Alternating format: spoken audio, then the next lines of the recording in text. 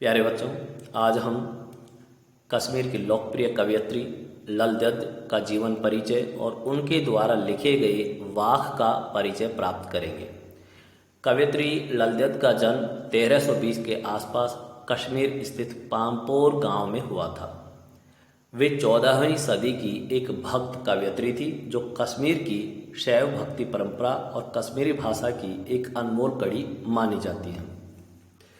कश्मीरी संस्कृति और कश्मीर के लोगों के धार्मिक और सामाजिक विश्वासों के निर्माण में ललेश्वरी का अत्यंत महत्वपूर्ण स्थान है। लल देद की काव्य शैली को वाक कहा जाता है। इनकी कविताओं में चिंतन एवं भावात्मकता का विचित्र संगम है। इन्होंने अपने वाकों के माध्यम से उस समय समाज में व्याप्त धार्मिक आडंबरों का खुलकर विरोध किया है। तो यहाँ हम देखते हैं कि कश्मीर के पामपोर गांव में जन्मी लल देद कवयित्री 14वीं सदी की एक लोकप्रिय भक्त कवयित्री रही हैं और इन्होंने कश्मीर के लोगों के धार्मिक सामाजिक विश्वासों के निर्माण में महत्वपूर्ण भूमिका निभाई। कवयित्री को ललारिफा या ललेश्वरी के नाम से भी जाना जाता है और इनकी काव्य शैली वाक कहलाती है, जो कि हमारे पाठ्य पुस्तक में जो संकलित हैं पद उन्हें भी वाक नाम दिया गया है। और समाज में जो धार्मिक आडंबर देखने को मिलते हैं उनका भी इन्होंने खुलकर विरोध किया है। अब हम कविता परिचय या वाक परिचय की यदि बात करें तो प्रस्तुत वाकों का संकलन मीरा कांत जी ने किया है। वाक का अर्थ है वाणी, शब्द या कथन। यह 4 पंक्तियों की कश्मीरी शैली की गेय रचना है, यानी एक ऐसी काव्य रचना शैली है जिसे गाया जा सकता है और ये 4 पंक्तियों की होती है। और जो वाक नाम इसको दिया उसका अर्थ वाणी, शब्द या कथन है। यहाँ प्रस्तुत वाकों में कवयित्री लल देद हमें यह कहना चाह रही है कि ईश्वर को ढूंढने के लिए मंदिर मस्जिद में जाने से कोई फायदा नहीं होगा। ईश्वर को प्राप्त करने का केवल एक ही मार्ग है। अगर कोई सच्चे हृदय से अपने अंतःकरण की ओर झांकेगा तो ही वह ईश्वर को प्राप्त कर सकता है।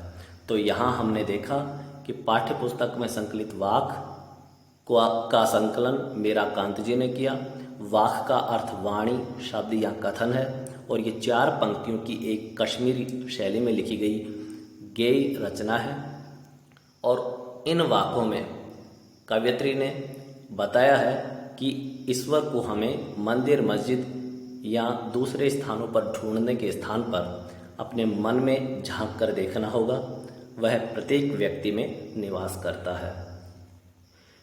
इसके अलावा लल देद के अनुसार आत्मज्ञान ही सच्चा ज्ञान है, जो हमें आडंबरों से भरी इस समाज रूपी नदी में डूबने से बचा सकता है।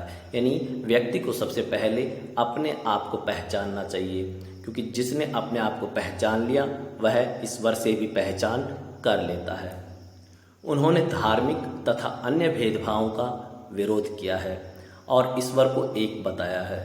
यानी आज लोग अलग अलग धर्मों के नाम पर जो भेदभाव करते हैं उस भेदभाव का लल देद ने अपने वाक के माध्यम से विरोध किया है। उनका मानना है कि सभी उसी ईश्वर की संतान हैं और सब में ईश्वर निवास करता है, अतः भेदभाव नहीं करना चाहिए। उनके अनुसार सद्कर्म के द्वारा ही हम इस मायाजाल से मुक्त हो सकते हैं। यानी कवयित्री कहना चाहती हैं कि यदि हम अपने जीवन में अच्छे कर्म करें, भलाई के मार्ग पर चलें, परोपकार की भावना रखें तो हम इस मायाजाल से मुक्त हो सकते हैं। कवयित्री के अनुसार हम सद्कर्म तभी कर सकते हैं जब हम अपने अंदर बसे अहंकार से मुक्त हो पाएंगे। यानी कवयित्री का मानना है कि व्यक्ति अहंकार से ग्रस्त होकर अच्छाई के मार्ग पर नहीं चल पाता। इसलिए सबसे पहले व्यक्ति को अपने अंदर बसे अहंकार को समाप्त करना होगा, तभी वह सद्कर्म या अच्छाई के मार्ग पर चल पाएगा। अगले वीडियो में हम लल देद कवयित्री के वाक का वाचन व्याख्या समझेंगे। धन्यवाद।